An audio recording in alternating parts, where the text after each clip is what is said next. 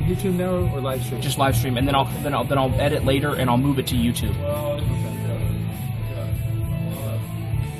Because the vMix, you go to live stream, you don't go direct. You got to bring that live stream producer, go to it, and then let it go up. You still got a processing element. Yeah, another one. So I'd have Nginx, vMix, live stream producer on one box. And your box is barely handling it as it is. Well, and I got to thinking about that last night. My machine is a monster as it is. I mean, dude, it's basically dual core barely. I'm running 8 cores at 4 gig. Shut up. Here we go. We are live, son. All right. Everybody get a seat. We're going to get started very soon. Crave band's going to fire it up and get us going with a couple of great songs. Let's praise the Lord today. Right back for it.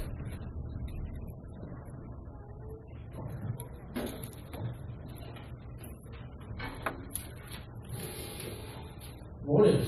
All right, Did you please start do that? the interview from the few people that are assembled so far. Well, let's stand up. We'll get settled here in a second, and we'll start our worship this morning. And sing some praise, and welcome the other people that come in as they're up minutes after. But that's the way it goes.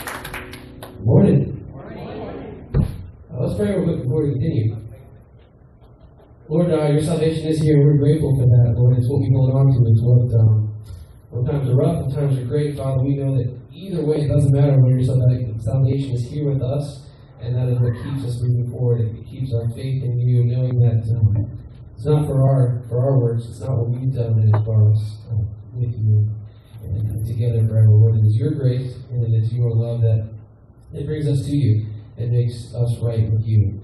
Father, we're so grateful for that love and for that saving grace that you've given us for you. Amen.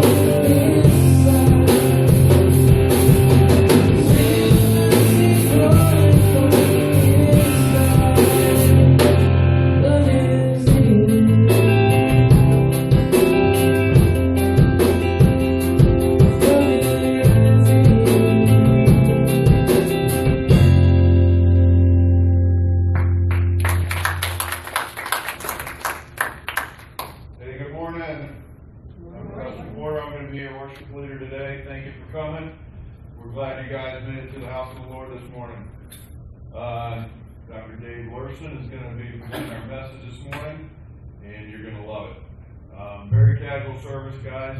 Feel free to grab coffee, bagels, whatever, casual. That's how we like it at our Crave service rolls, right? Let's continue worshiping, and glad you're here.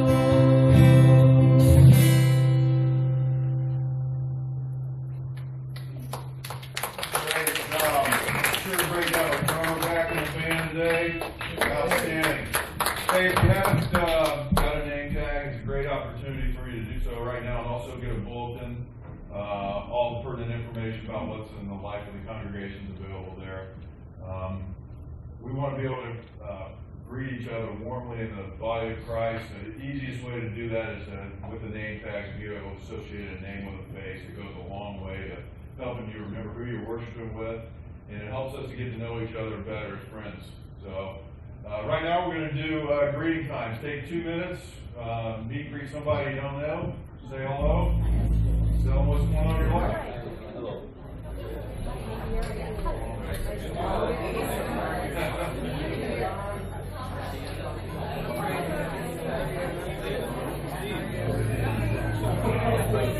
Hey,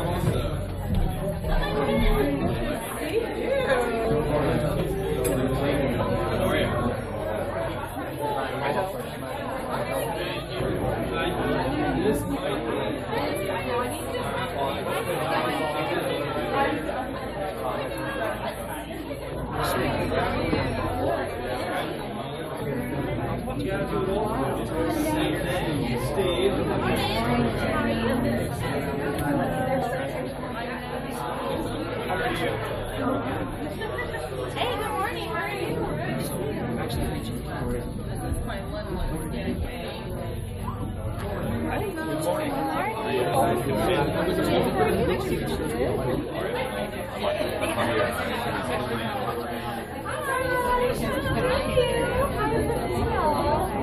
It's the very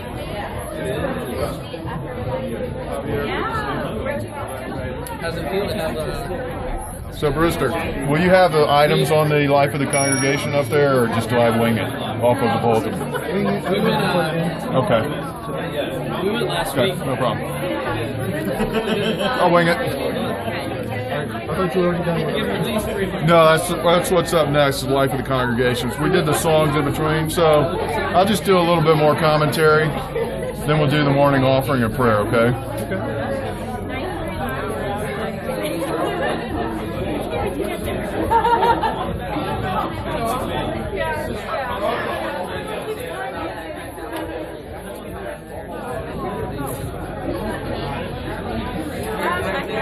Give me a ring bottle. One a day. Oh, yeah. Hey, how are you? Good morning. Hey, you're back for 2 minute mark. Right back to your seats. Aye, aye. This is a time where we kind of go over the life of the congregation, what's going on in the church, how you guys can get connected. But first and foremost, we want to welcome back some newlyweds. Mike and Danielle were married 2 weeks ago. Not fine. Great members of the one up church. here. We're glad to have them with us. Good to see him again. Hey, Mary Paige is going to be a teenager Wednesday. We just dropped a 4. It was at 5. Anybody else got any cool updates they want to embarrass their kids with? All right, today's 3 cents a meal. Don't forget, put your 3 cents away for each meal that you have. It goes to feed underprivileged kids.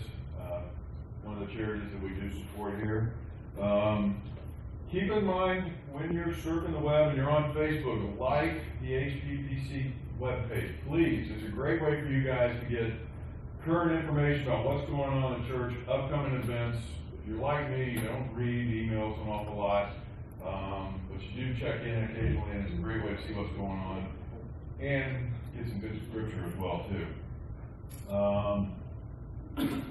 Really, all the items as far as what's going on in the church is in your bulletin. Check it out. And at this time, we're going to have our offering song following the morning prayer. Dave, will you lead us in that? The morning prayer? All right, Dan. I'll be happy to. And Father, we're grateful for everything that you do in our lives and the blessing that you poured out to us. We give great thanks for our friends and family here at church. We pray for Christians all over the world. We pray for the leadership of our church to help us to grow and improve as a church and look for our called pastor. We pray all this in your name and pray as you taught us. Our Father, who art in heaven, hallowed be thy name. Thy kingdom come, thy will be done, on earth as it is in heaven. Give us this day our daily bread. Give us our debts, as we forgive our debts. And lead us not into temptation, but deliver us from evil. For thine is the kingdom, power, and forever. Okay. Take it away, Spencer.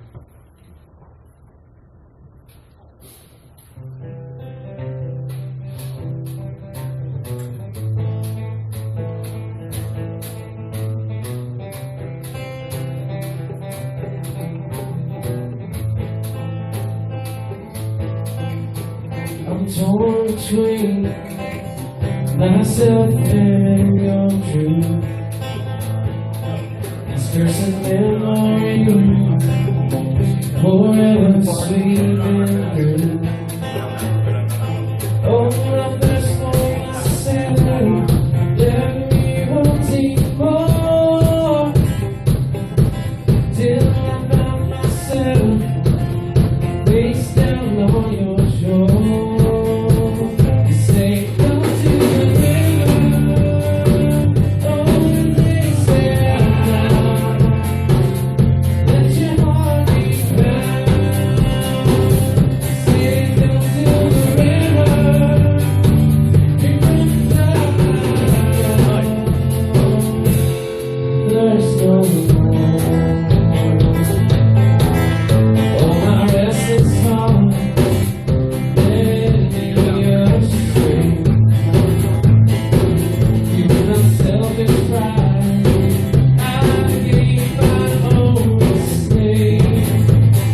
But you made me thirst in me, with no drink inside.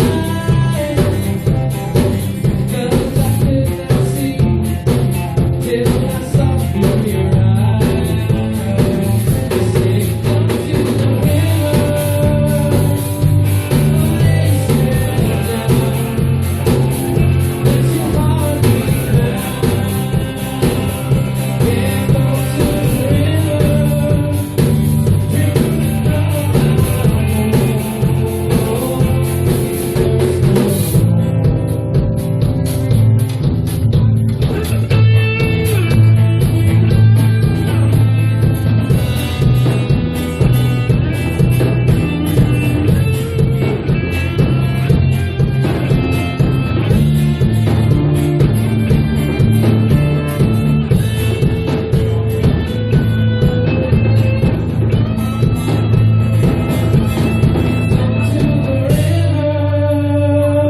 oh, lay yourself down, let your heart be found. Yeah, go to the river, oh,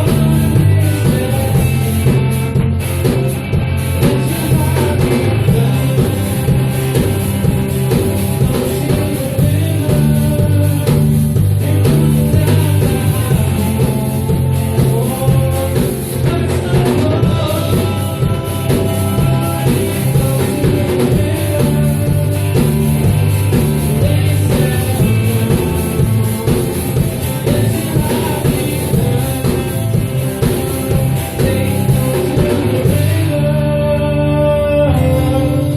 there's no more.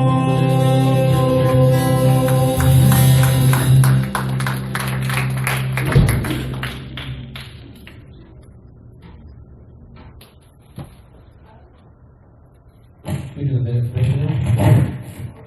Whoa. Step on the mic. It's a new thing we're trying out. Got all your attention, didn't it? Hey, Matthew Schick's going to provide us with a minute permission. We're glad you are. Thank you.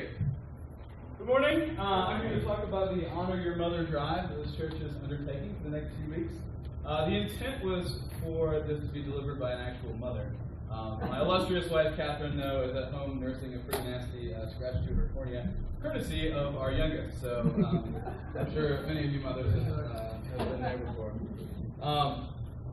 If your experience of having a child has been anything like mine, it's an exciting time. There's preparing the nursery, the baby shower, taking all those fun trips to find what you want to put on your registry, and if you're anything like me or maybe like Steve Dyson, the hours of cruising the internet trying to find that perfect, Guns N' Roses or Foreigner onesie for your little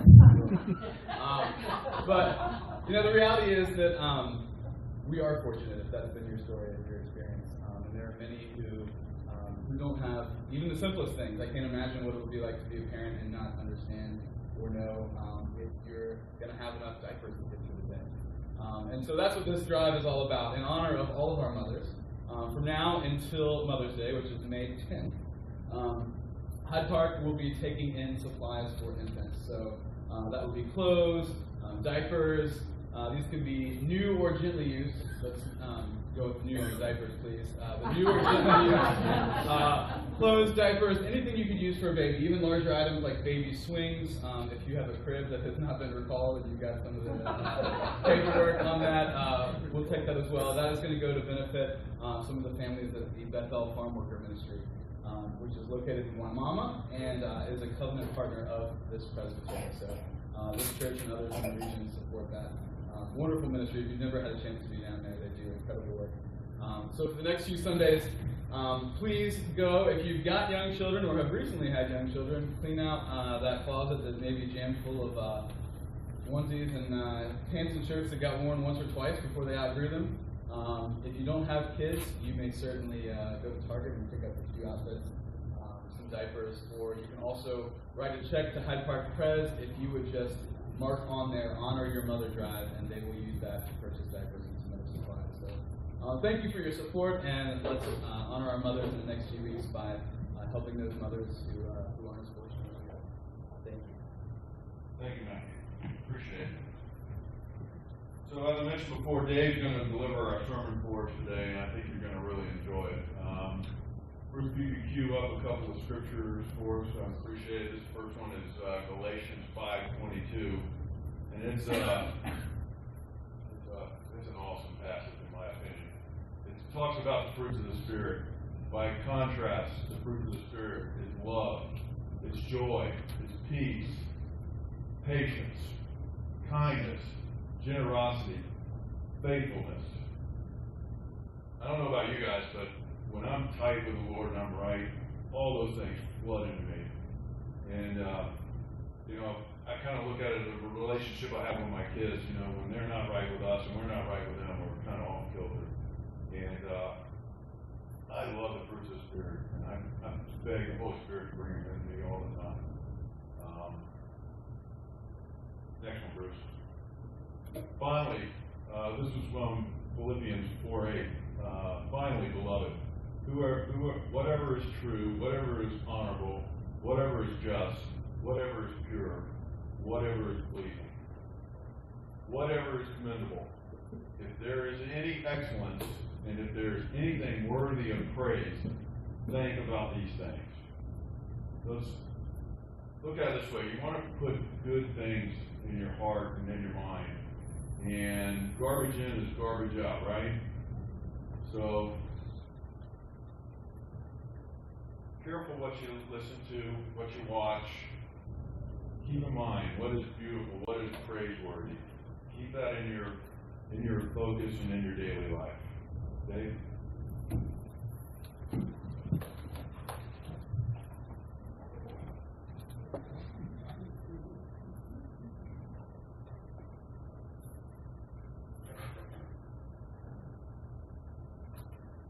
Thanks so much, Preston.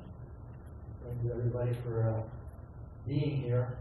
It's a great privilege to be with you, and hopefully I'll be able to do this without dropping this little device onto the floor. We'll see. All right. Pocket sounds good. Pocket it is. So thanks very much for reading those passages. That is really the theme of today. The title is A Life Full of Miracles, and the passage that I want to cite first is Matthew 19:26. With God all things are possible. This passage actually, these are the words of Christ which appear in all four Gospels. And the idea is that for human beings, things seem like they're not possible, but in fact, all things are possible through God. So, my title here is A Life Full of Miracles. So, I'm going to talk with you a little bit, share with you a little bit about things that have happened to me in my life, in my walk with the Lord. And I'm pretty stubborn, slow learner.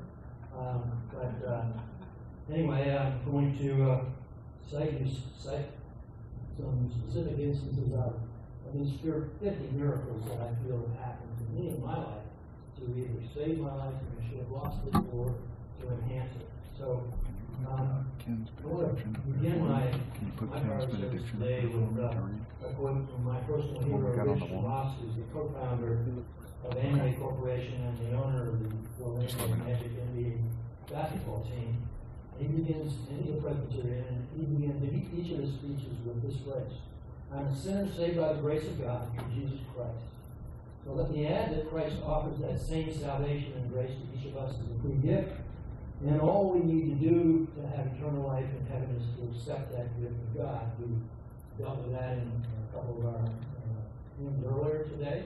And today I'm here to share with you some of the reasons, that is the why, as Pastor Mike puts it, that I've accepted this gift with the hope that you will find some of these whys helpful in your own personal walk with Jesus and in your discussions with others who are still seeking, quote, the peace that passes all understanding, which comes from Philippians 4:7. So this is a real stress reduction program, in my opinion.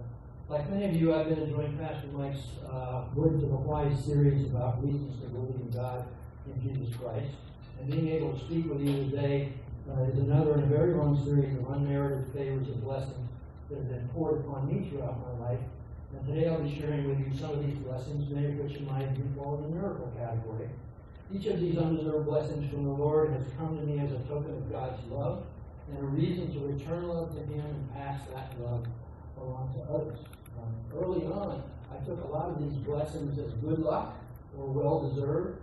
However, eventually I could no longer ignore the fact that God's grace is the main thing and maybe the only real thing that's going on in my life. Maybe you have similar situations. So for now, let's look at some situations out of these 50 miracles that have been given to me to save my life and enhance it in some undeserved way. But to be clear, my life story is not a life well lived, but it's filled with specific examples of God's amazing grace, that is, unmerited favor given to me through Jesus Christ. My parents had been married for 6 years by 1941, and they were beginning to believe that they would not be able to have children at all.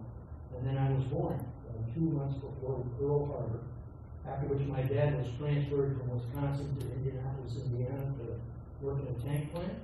And toward the end of World War II, Dad was again transferred to Baltimore.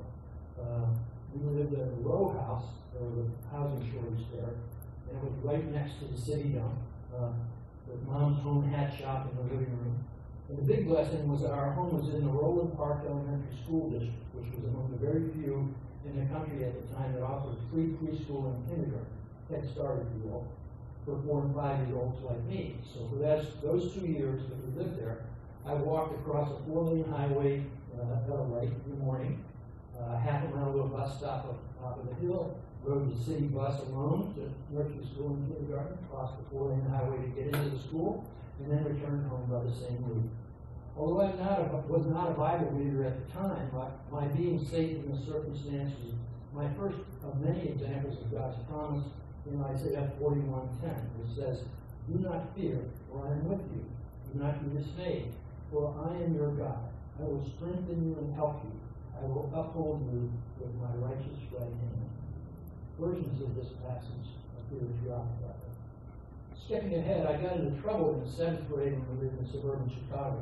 The principal's disciplinary action after my parents had to stay home from work and come into school and so forth was to offer me the opportunity to become the manager of the 7th grade basketball team and run for vice president of the 8th grade. You get this? The undeserved vote of confidence from Principal Hickey actually turned my life around. It wasn't a punishment, of course, it was an expression of confidence. Around the same time, my parents' friends started driving me to Congregational Church. Although my parents were not churchgoers, I was confirmed at the age of 13 in the 8th grade. I still don't know exactly how that happened or how it came about. Things went much better for me as a high school freshman, and I finished my 2nd semester with top grades here in Illinois. And then Dad took a job in Birmingham, Alabama. I felt I was being exiled this idea. I'm not kidding. But God had another plan, which was for me to join South Island Presbyterian Church in Birmingham and attend a tiny inner city high school where there were over 25 teachers who had been there for over 20 years each. That tiny school had remarkable teachers, did all the activities that were done at other high schools. The other 5 high schools in Birmingham were 3 times larger than that school. So at our school, every student had to take on multiple leadership responsibilities, and students thrived here. As a senior, I was one of 9 National Merit Scholarship finalists in our little class of 72. We always received scholarships to prominent colleges, and mine was to the University of Pennsylvania, an Ivy League school. I was astounded to receive this amazing blessing, which was multiplied the next year when, amazingly, I received a full ride NOTC scholarship for the rest of my Ivy League education. At this time, I knew my grade point average was 1.9. Go figure. Meanwhile, one of my fraternity brothers picked me to have a blind date with a student nurse at Presbyterian Hospital when she was nearby. Jill and I fell in love while we talked on the phone, setting up the meeting time and place for that blind date. After that first date, I wrote to my mother, "Mom, you can relax. I found a woman I'm going to marry." 2 years later, after I graduated and was commissioned as a second lieutenant in the Marine Corps, we were married in her church, for better or for worse, for which we could afford, in sickness and in health. And we've had it all in the last 52 years. And that blind date's worked out really well for us, by the way. As Jill has taught me what a Christ-like spirit is really like. And she's made a huge difference in my life. And it's God who give her. Upon graduation from basic school in December 1963, I was named a platoon honor man for my platoon. Although I was really only ranked number 2 out of 44. However, the number 1 man in our platoon, Lieutenant Larry Knute, was also the number 1 man in our entire company of 5 platoons. So I got the platoon honor that I really didn't deserve. What a blessing. After basic school, I was awarded to naval pilot training in Pensacola, so that's how we got to Florida. At the end of 1964, I had completed carrier qualifications and was studying advanced instrument flying, the last step before beginning my final training as a helicopter pilot. I was anxious to complete my cross-country flight at the end of the syllabus by New Year's, and my instructor was planning to fly to New Orleans, so I wanted to go too on the same flight. To my disappointment, my instructor chose another student to go on that flight. They got into an inverted spin-on maneuver over South Mississippi, and both were killed in that crash. That was my 3rd flight instructor to be killed, along with one of the students while I was going for flight training. From that, I learned that sometimes it's best for us when we don't get exactly what we want, but that God's will be done. As I was earning my wings as a Marine helicopter pilot early in 1965, President Johnson was committing massive U.S. troops to Vietnam. So my stint in my first duty station in California was short-lived. When our squadron went ashore from the carrier in July and August of 1965, I was the least experienced of the 44 pilots in our squadron. In short order, it was clear that people would be trying to kill us with machine guns every day when we went to work, at least for the next year. So I decided not to pay any attention to the shooting coming my way, but just do my job as a pilot and leave the rest up to God. In fact, along that time, I became convinced that there really are no atheists in foxholes or in cockpits. What was it like being a Marine and helicopter pilot in Vietnam, you ask? Exciting, interesting, hair-raising, gratifying, rewarding. A great place to relate to God, of course, and personal, in my opinion. For me, there was no possible way to miss or ignore God's presence and personal involvement in my life in Vietnam, since God was very busy saving me from the enemy, the weather, mechanical failures, and my own mistakes. That's when I really began to recognize that God was exercising His amazing grace to save me and my crew members and passengers over and over and over again. As squadron historian, I kept a daily journal of my experiences as well as important events in the squadron. Here are just a few bizarre examples from my personal experience. One day we flew 12 hours into the same hot zone 5 times and put 5 enemy bullets in the engine, but the engine never missed a beat. We just kept on. And we were all safe. One day we had an engine failure on the troop lift. The auto-rotated that is made power off the engine into the rice paddy, and we were all rescued. We were all back up off the ground in a matter of about 5 minutes. Another time, having an engine failure that ended the mission actually saved us from a crash that would have occurred due to mechanical error. It's an amazing experience. It would have taken not just me, but probably just 8 other people with at the time. I couldn't miss that. In summary, I left Vietnam in September 1966 after 550 combat missions, 19 bullet holes in the aircraft, no injuries to me or my crew. I arrived to meet Jill in Mobile, Alabama on September 22nd, and the next day, which was my 25th birthday, I met our second son, Jeff, for the first time. He was born while I was overseas. I was overwhelmed with love and gratitude for my wife, children, and parents who hosted my family while I was away, and for God's grace to me. I felt confident, unintimidated, and immediately began to feel that I could get along fine on my own with them. I'm grateful. Do that. Short memory. Do that. After that, I became a classroom instructor in T-28 aerodynamics at the Naval Air Training Command in Pensacola, then engineering branch head, plus radio instrument flight instructor in T-28 high performance aircraft, then director of the master's degree program. After resigning my commission shortly after I returned to Vietnam, I'd served nearly 3 years in the United States without being ordered back to Vietnam. I had no idea why. How this could happen, I don't know.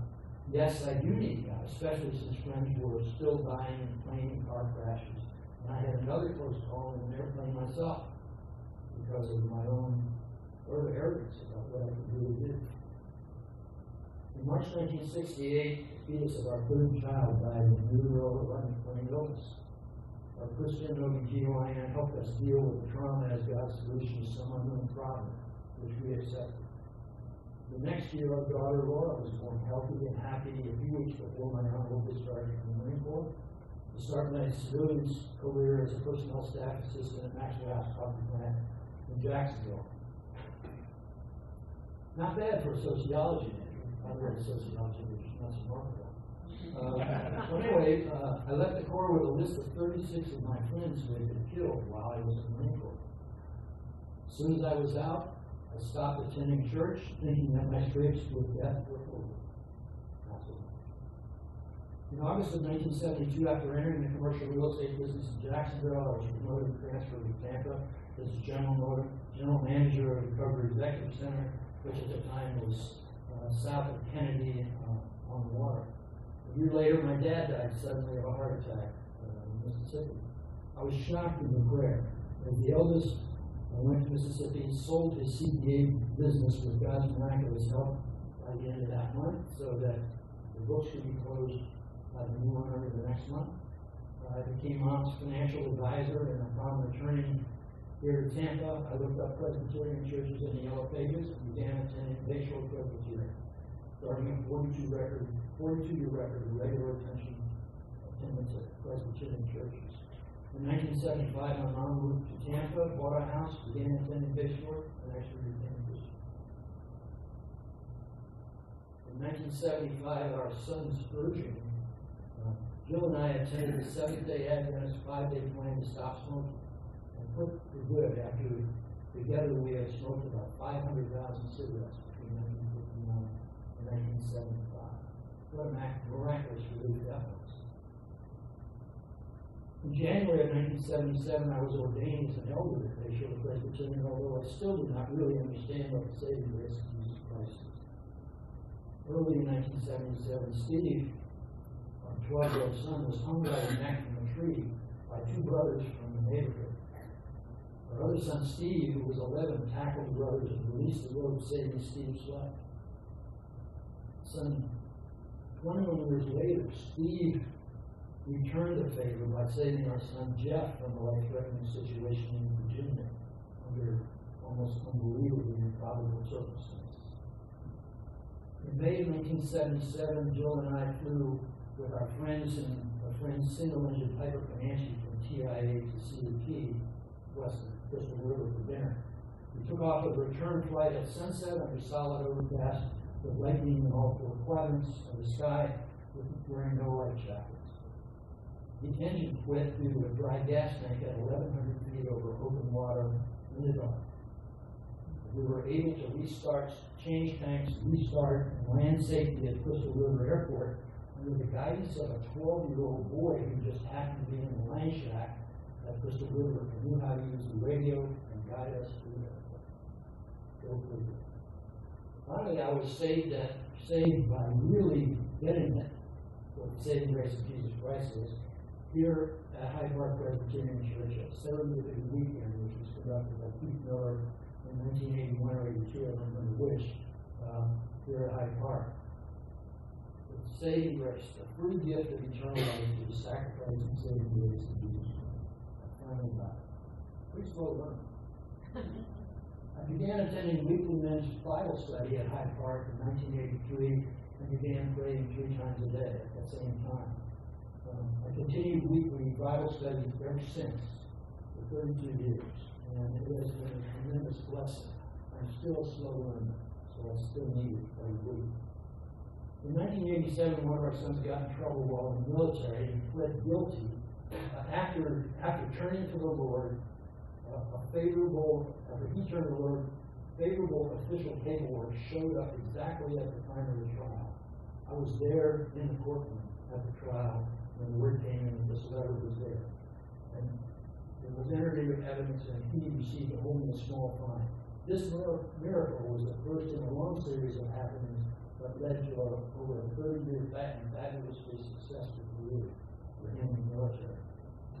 In 1989, I was working part-time on my PhD at USF, preparing for my new career as a college professor. A couple of physicians knocked on our door, wanting to buy our house for full price with no commission. Jill and I turned down the offer because we didn't know where to move to. We ended up owning that house for 4 more years, including a year when it was vacant. And our total cost of not recognizing that God sent these people to our door was over $150,000.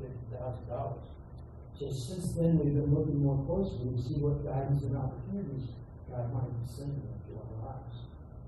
In 1990, someone recommended to me astrophysicist Stephen Hawking's classic Brief History of Time book about the origin and nature of the universe, with a preface by Carl Sagan of Cosmos fame. The preface ended with the thought that the book demonstrated no need or role for God in the universe. After reading the book in the context of the Bible, I felt convinced that the scientific explanation for the origin of the universe in the book was in fact directly in line with the Big Bang Theory as described in Genesis. Since that time, I've followed the scientific evidence developed by the Hubble telescope and other powerful telescopes, along with more precise interpretations of creation scriptures in Genesis, Job, Psalms, and Proverbs in the context of the original Hebrew scriptures and vocabulary. The most exciting news is that Dr. Hugh Ross's ministry, Reasons to Believe, in California, has been tracking the relationship between science and the Bible for over 30 years.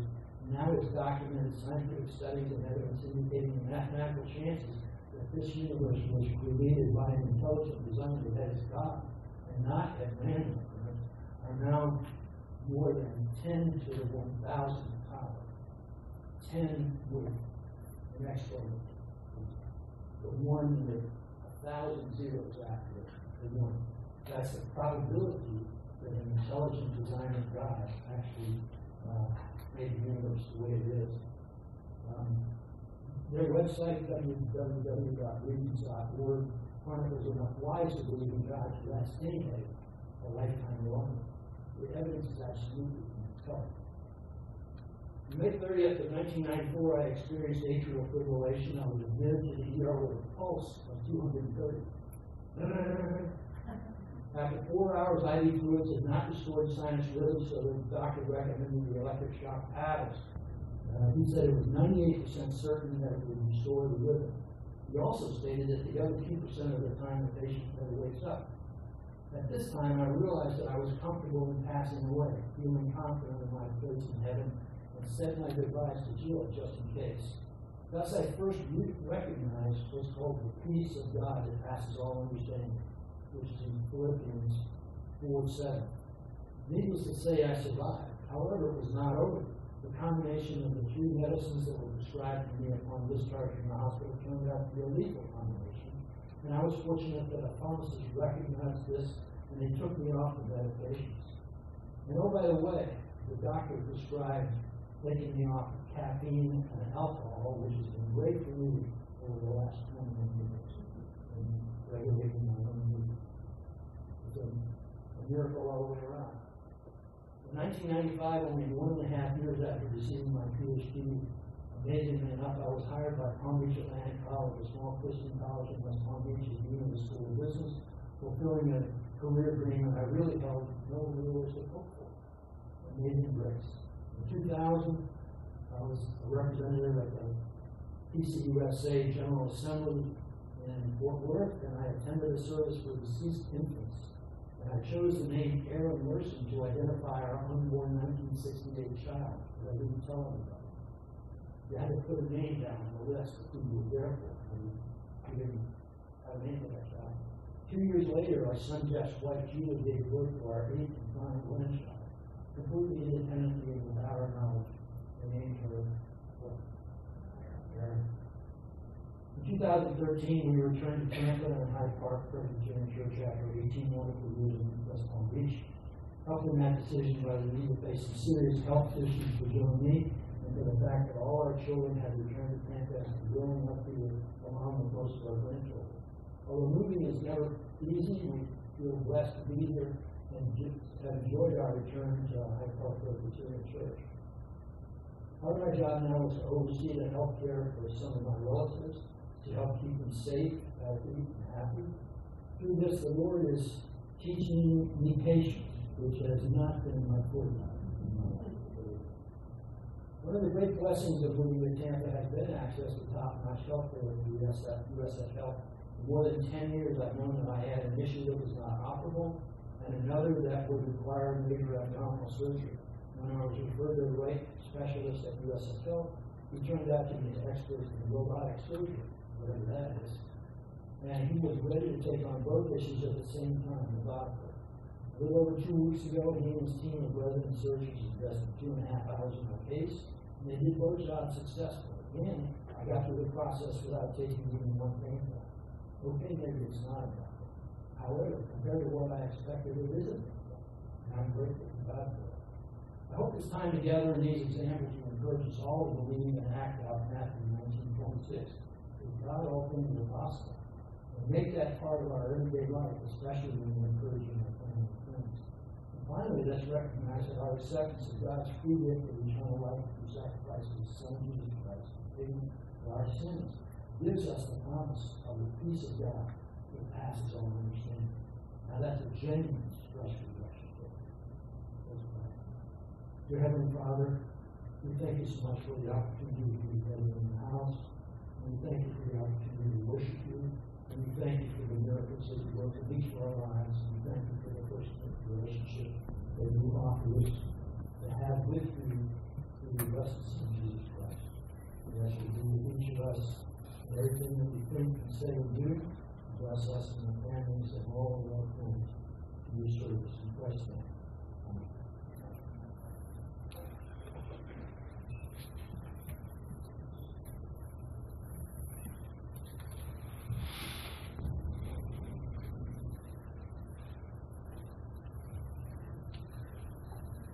Let's all stand and close out our service this morning. Thanks, Dave. That was great.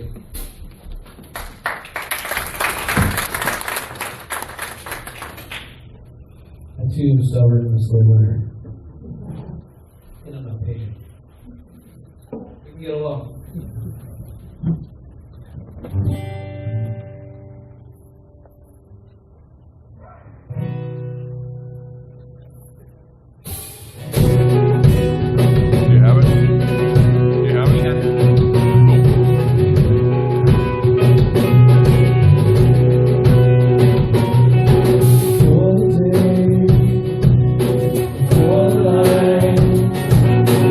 All the world revolves around.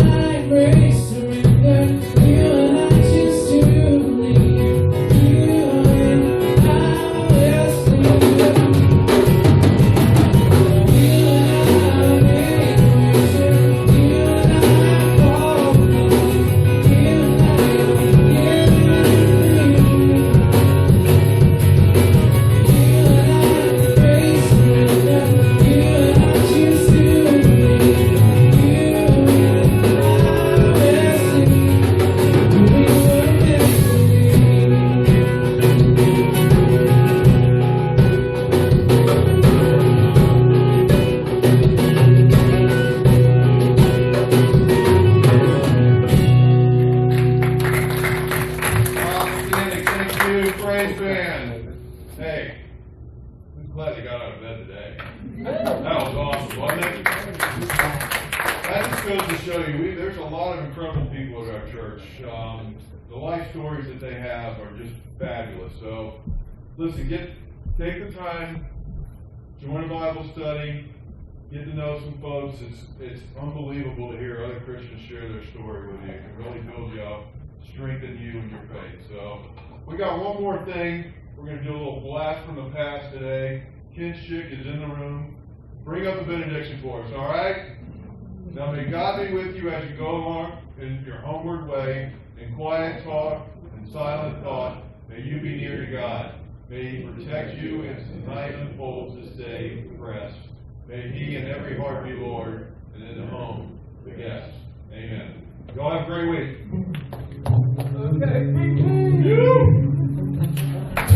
Okay.